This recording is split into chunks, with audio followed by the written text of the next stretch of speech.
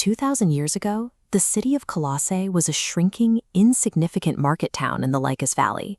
But for the people walking these streets, the psychological stakes of daily life were massive. The local population lived in absolute terror of the stoicheia to cosmo, the elemental spirits. They believed these unseen astral powers dictated human health, safe travel, and their ultimate destiny. To protect themselves, practitioners began invoking the names of powerful angels to bind demons and ward off misfortune. It was a form of Christian shamanism where they tried to force the gospel into their existing traditions of exorcism and protective magic. They went to extreme physical lengths to appease these cosmic managers. They practiced severe asceticism, starving and punishing their own bodies to ward off bad luck and keep the spiritual authorities happy. When the Apostle Paul hears about this fear-based culture, he doesn't offer them a more powerful magic spell. His letter to the Colossians acts as a targeted theological strike. It is designed to dismantle their cosmic terrors and render their defensive magic completely obsolete. Paul opens his argument with a famous poem known as the Christ Hymn. This passage lays out the absolute, unmatched supremacy of Jesus over the entire universe. Paul identifies Jesus as the architect and creator of all things, ranging from everything we can touch to the invisible dimensions of the universe. This directly addresses the Colossians' specific paranoia. Those exact thrones, dominions, and spiritual rulers they obsess over were built by Christ himself. The logic is straightforward. If you're allied with the ultimate creator, you don't need to fear or manipulate the middle management.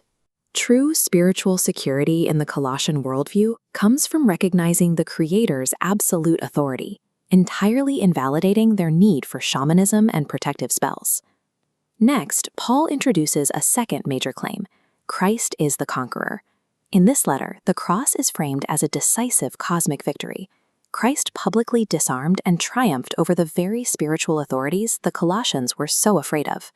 Because this cosmic battle is already over, their frantic rituals, their angel worship, and their starvation diets are completely useless. Then, Paul pivots from the heavens to the earth. This theology of a conquered cosmos is about to radically change how the Colossians operate inside their own homes. Believing that Christ holds ultimate authority over the universe demands a shift in how power and authority are handled in the living room. The first-century Greco-Roman home was governed by patria potestas, the absolute total power of the male head of the household over everyone else. Aristotle's Politics reveals the rigid structure of Roman household management, built on non-negotiable hierarchies. Masters rule slaves, husbands rule wives, and fathers rule children. Because the male is by nature fitter for command, these rules became the legally enforced bedrock of Roman social stability. Any group refusing to follow these household codes was viewed as a dangerous political threat, inviting violent, suicidal crackdowns from the empire. The early church was caught in a serious dilemma. They had to figure out how to survive inside a ruthless empire that demanded total hierarchy, while practicing a faith based on equality in Christ. Paul deploys a sort of Trojan horse strategy.